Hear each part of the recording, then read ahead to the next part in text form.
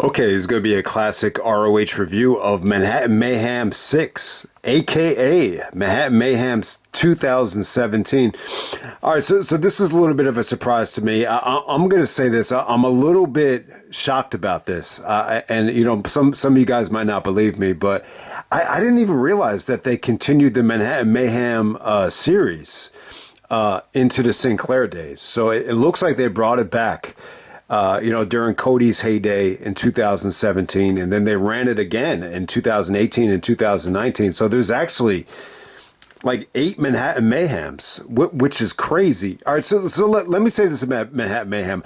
I don't think they ever really intended for this to be a series. I think it just kind of happened organically. You know, the first one, I think it was just supposed to be like a one-time thing because it was the Manhattan debut. I just think the original plan was just to keep it a one-time thing. But then I think over the years, they will run into issues of, what did we title these shows?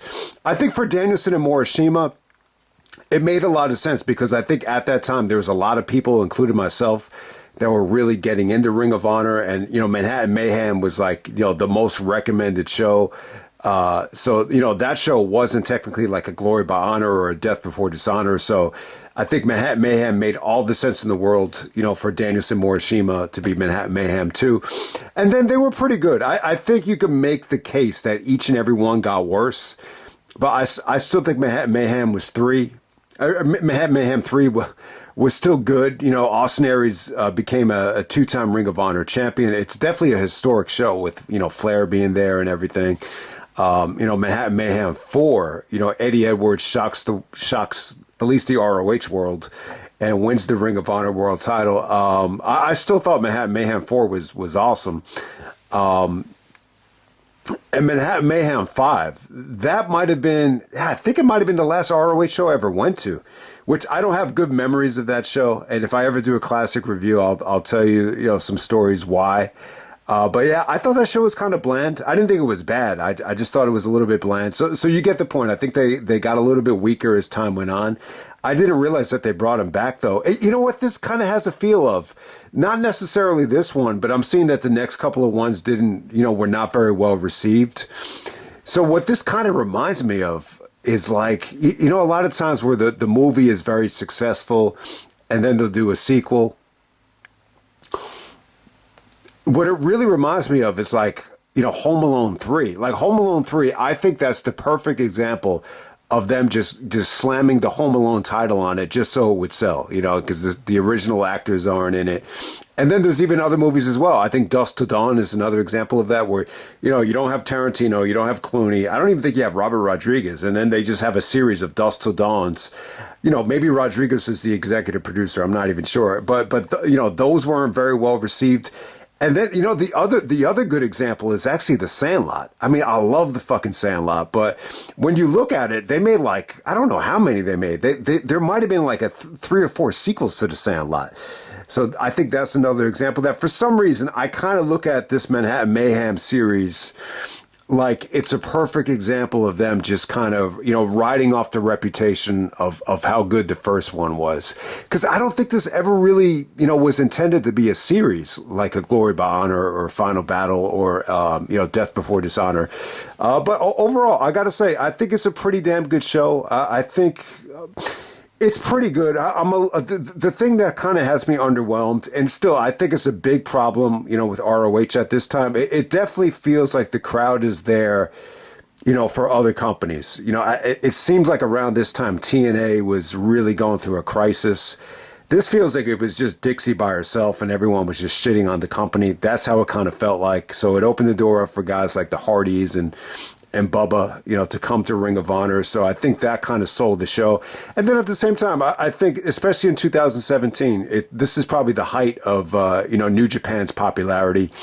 And still, I think what hurt Ring of Honor at this time is a lot of the guys, would come over from New Japan. And, these shows just wouldn't feel like as important as what was going on in Japan. And that's what I think was the biggest turnoff for me, not staying engaged. But we're going to get right down to it, man. This was from March 4th, 2017. I think the biggest problem with this show is the timing. So, this is not a pay-per-view. I think this was just a live event, maybe straight to DVD.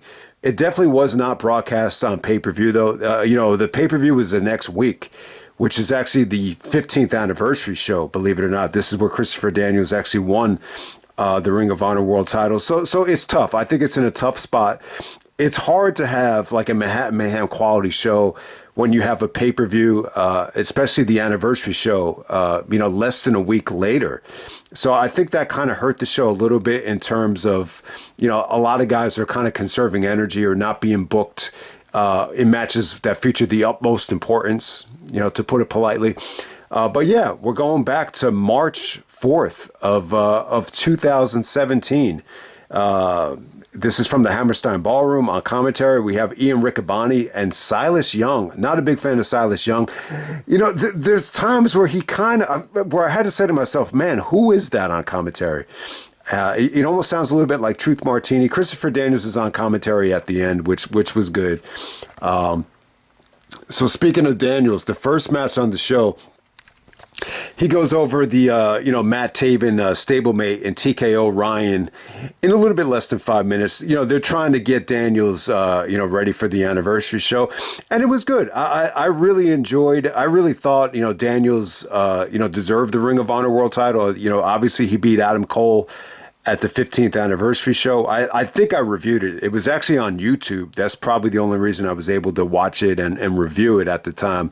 But I was happy for Daniels. I think, he probably won the title because of the promos he was cutting.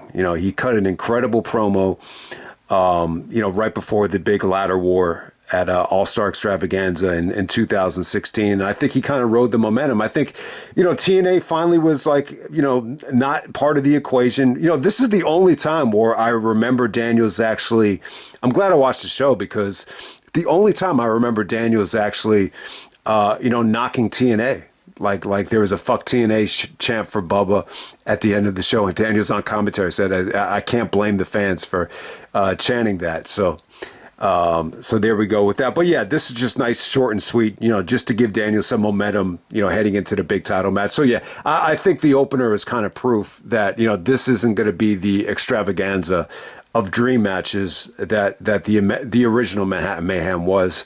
And next up we have Dalton Castle actually taking on Colt Cabana. A little bit under 10 minutes here. Dalton goes over. What really stands out here is Cabana as a heel. I haven't got to see a lot of Cabana as a heel, so this was, quite the treat for me. You didn't get to see any promos. And yeah, I mean, he was kind of acting a little bit more douchey, but nothing like out of the ordinary. It was tough to really tell, exactly how, well Cabana went over as a heel here. But yeah, I mean, look, he came into the company with Punk, as a heel. But it was kind of weird though. It's like Punk acted like the heel, Cabana acted like more of a goof. So it's kind of hard to classify that as more of a heel term. But I think at the time it makes sense. It kind of felt to me like the crowd, was kind of getting on Cabana. There was a lot of CM Punk chants. So to me, this is probably in the aftermath of the lawsuit. So a lot of the fans were, very much anti-Cabana, not just because he was a heel, but I think because of like a lot of behind the scenes stuff as well. But look, I can't tell you if Cabana's an asshole in real life, if Punk is justified to be mad at him. I mean, he seems like a fun guy.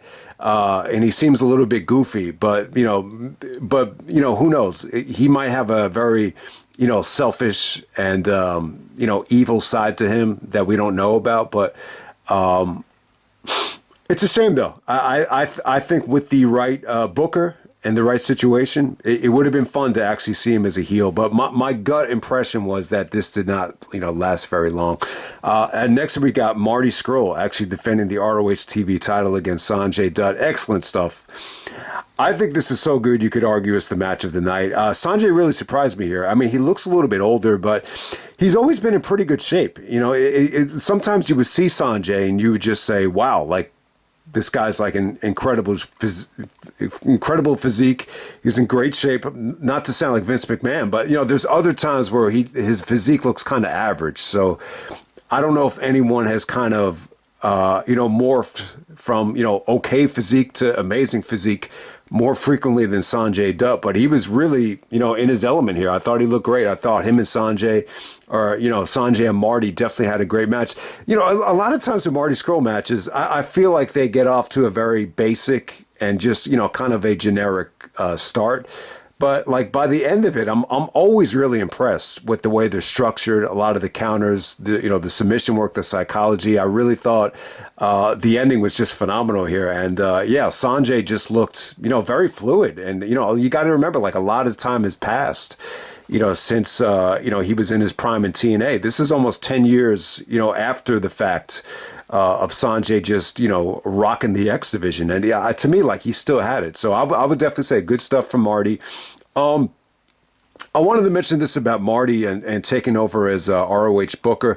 Yeah, I think that might have been a mistake. I understand, like, he had a lot of, good ideas, and it probably would have worked if he had a great talent pool to work with. But the problem was, like, I don't think it happened yet, but I think at the time when he was promoted to, being the head booker, either with Delirious or over Delirious, the problem with that is, you don't want to eliminate, maybe the best worker or one of the best workers in the company.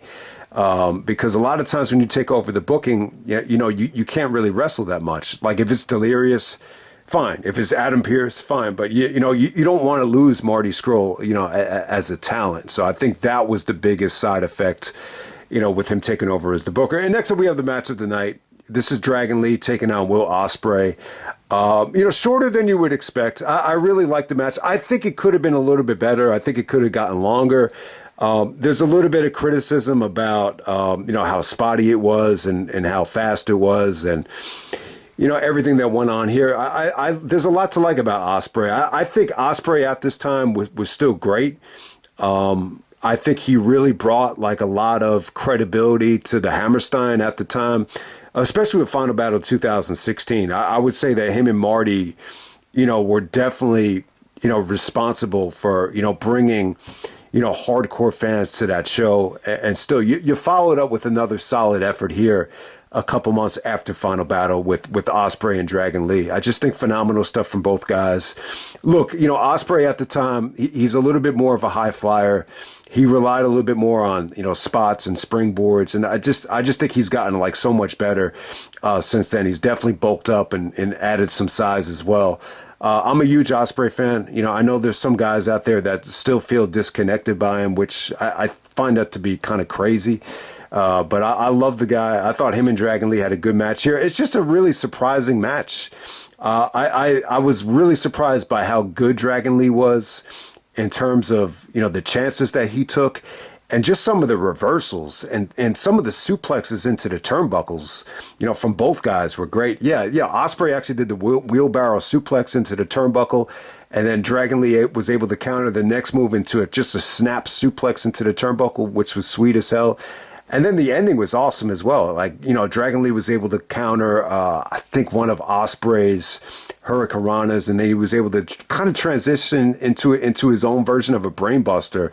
I thought Dragon Lee came off great here. He came off really awesome. I think at the time you could really argue that Dragon Lee's stock was, on the same level as Ospreay's. I mean, that's how good he came off here. So, but yeah, awesome stuff. I would definitely say this is the match of the night.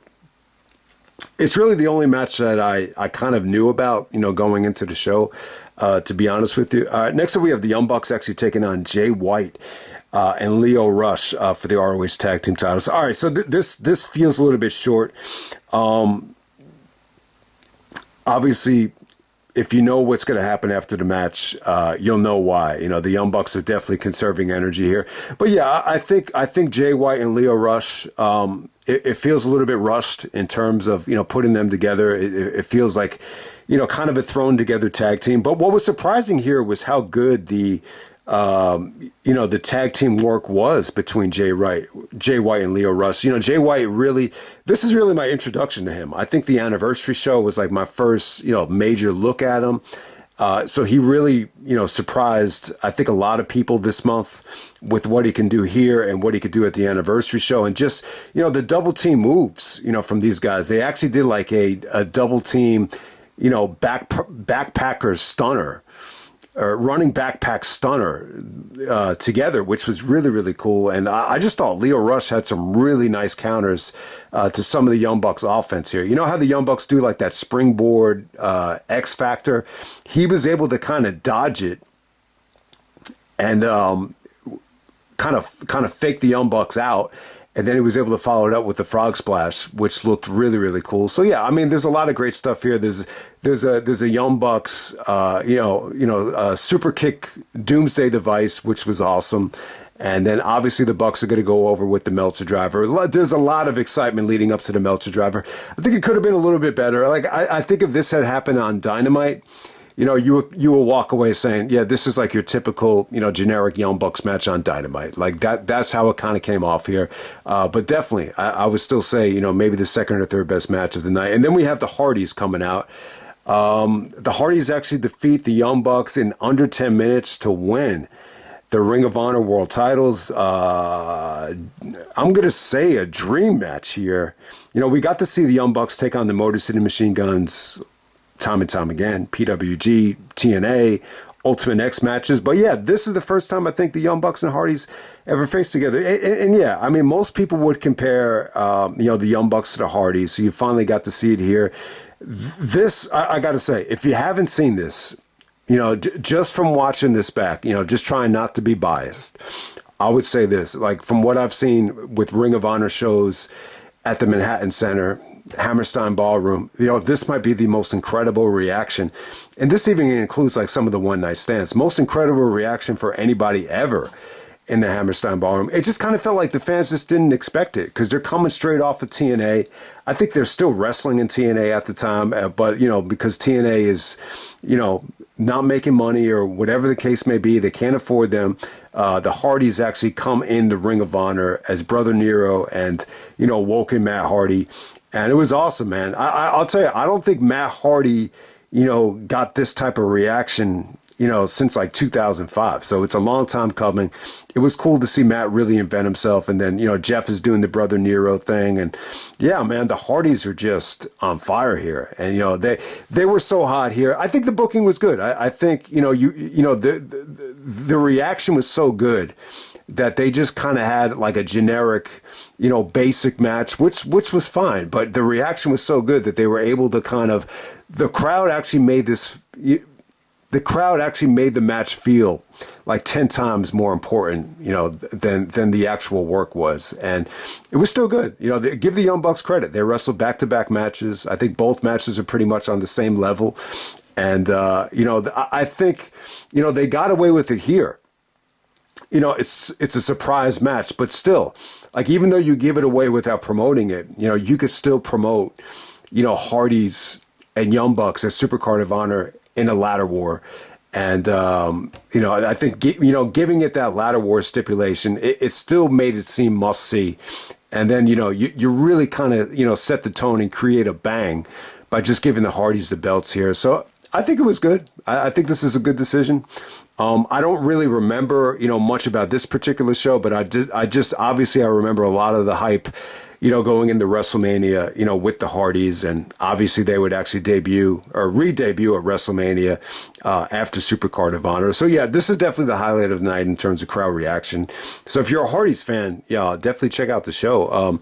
Next up, we have the Battle Royal. So this is the #1 contender Battle Royal. Matt Taven actually wins it.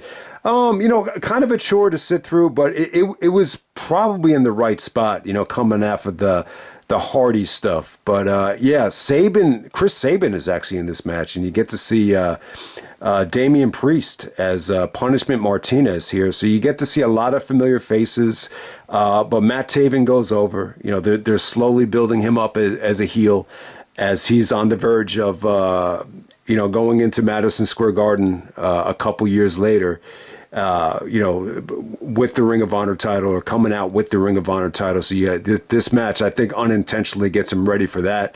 No matter how you look at it, it's definitely the most skippable thing of the night, though. It's definitely a chore to sit through, but the ending and it definitely had some good moments to it. So there we go with that.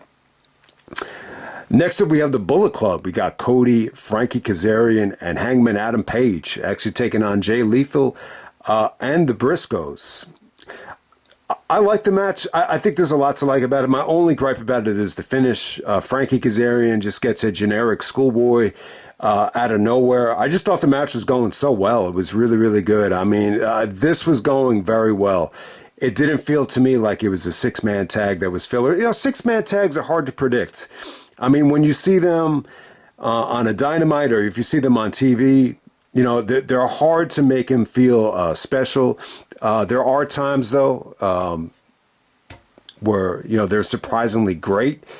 And, you know, there have been other times where they've been, you know, some of the best matches we've ever seen, like at the original Supercard of Honor. But I think, you know, what can you really say about this that is interesting? Look, it's Cody going up against the Briscoes. You know, I don't know how many times that's happened. So that was definitely cool. You know, Jay Lethal and the Briscoes, you know, they definitely have like a family-like relationship. I think Jay Lethal, you know, probably took the loss to Jay Briscoe, you know, maybe the hardest or one of the hardest besides his brother. So I thought that was cool. And you know, it really kind of built Jay Lethal and Cody for WrestleMania weekend, which was going to be like a bull rope match. So I think it really did a good job of like building tension there. You know, Frankie Kazarian joins the Bullet Club. I totally forgot about this. I just thought Frankie kind of stuck out like a sore thumb.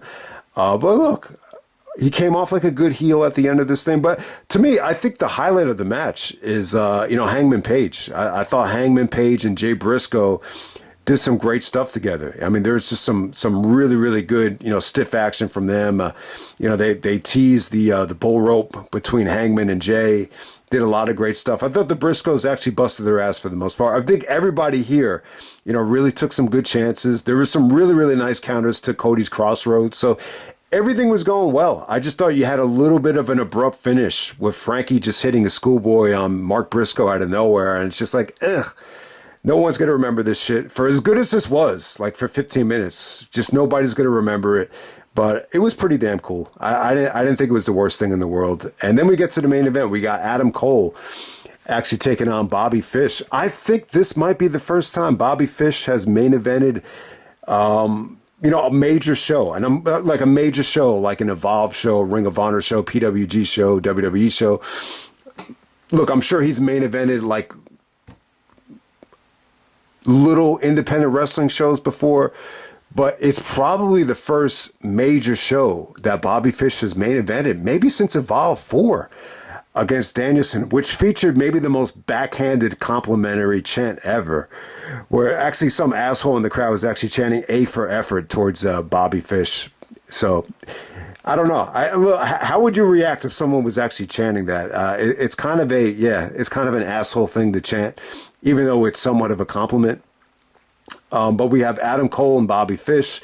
So Cole, I believe Cole actually lost the belt to Kyle O'Reilly at Final Battle, but I believe he actually won it back at Wrestle Kingdom, believe it or not. And Adam Cole is the champion once again. It's kind of forgettable, man, like this whole Cole championship, run. When I was thinking back to when Christopher Daniels won the ROH title, like, I remember there was a time where I couldn't even remember who he beat, but, you know, obviously looking back on it, it was Adam Cole. Cole goes over. I think the match is good. There's a lot to like about it in terms of Bobby Fish's strategy with going after the legs, and even some of the Falcon arrows off the top rope actually look good. I definitely think they worked hard. I think they busted their asses. Cole is definitely bland as shit at this time. I would definitely say that. I think the mic work was really, really good, from Cole at this time. This show didn't really showcase that much. The funny thing is Cole is actually in the Bullet Club, and he's champion, and Cody's in the Bullet Club at the same time. So it was interesting to see Cody and Adam Cole on the same page interact here. It's a shame because you didn't really get to see them really touch in AEW. So it's very interesting that Cody and Cole were on the same page at this time. So that's what really stood out about it.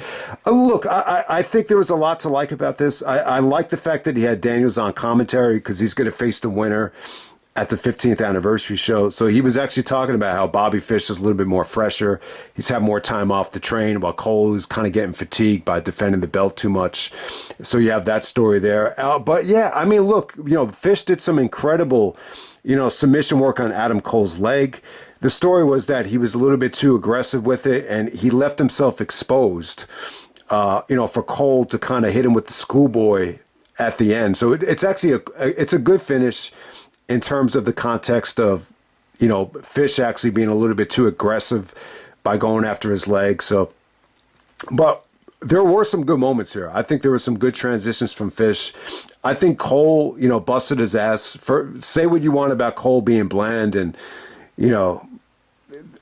maybe, for him to be the only 3-time Ring of Honor champion, it sounds retarded, but it is what it is. I think Cole definitely worked hard. It's not a bad main event. It's underwhelming considering it's Manhattan Mayhem. It's underwhelming considering it's the Hammerstein Ballroom. It's definitely underwhelming as well considering, what's at stake, with Christopher Daniels, winning the belt right around the corner. I think this is an example that, of the ROH title.